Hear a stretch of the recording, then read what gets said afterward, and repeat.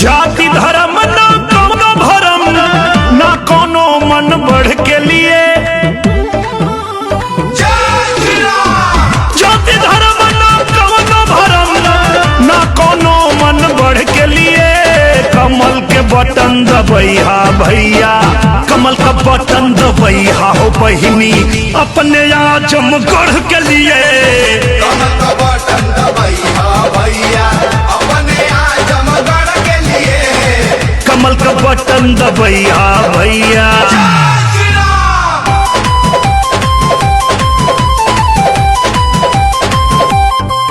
महाराजगंज में कमल कमल, कप्तानगंज में कमल कमल, हाफिजपुर में कमल कमल, रौना पार में कमल कमल, कमल कमल,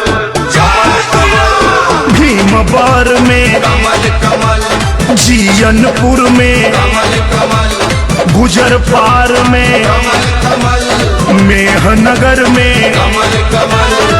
ना भैया क्या पड़ बोली ना भौजी के भाषण के लिए। कमल का बटन दबैया हो भैया, कमल के बटन दबैया बहिनी अपने आजमगढ़ के लिए। कमल का बटन दबैया भैया अपने आजमगढ़ के लिए। कमल के बटन दबैया भैया।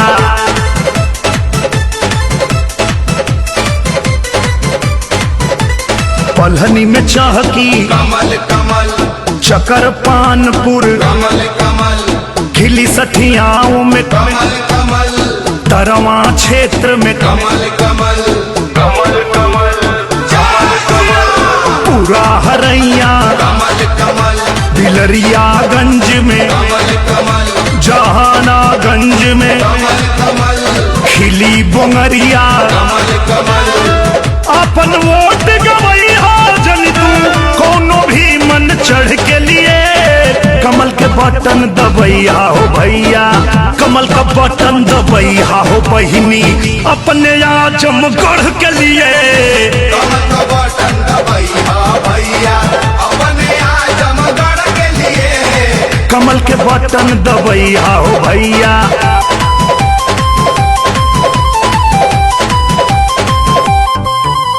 सिटी सदर में कमल कमल, रानी सराय में कमल कमल, गोपालपुर में कमल कमल, पूरा सगड़ी कमल कमल, कमल कमल, मुबारकपुर में कमल कमल, अजमतगढ़ में कमल कमल, खरियानी में कमल कमल, रानीपुर में कमल कमल। गुंडागर्दी के खिलाफ इंसाफ के असली रण के लिए।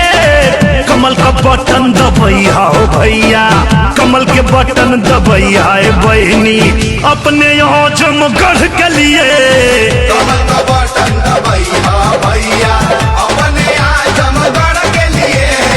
कमल के बटन दबैया भैया।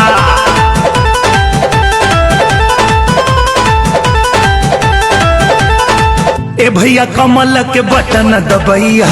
ए भैया कमल के बटन दबैया। ए भैया कमल के बटन दबैया। ए बहिनी कमल के बटन दबैया। सोचे में तनिको न समय गवैया, सोचे में तनिको न समय गवैया। ए बहिनी कमल के बटन दबैया। ए बहिनी कमल के बटन दबैया। ए काका कमल के बटन दबैया। ए भैया कमल के बटन दबैया।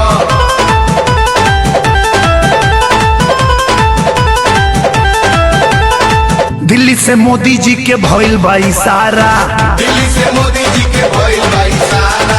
योगी जी के हाथ से ही चहकी दबारा। योगी जी के हाथ से ही चहकी देवारा।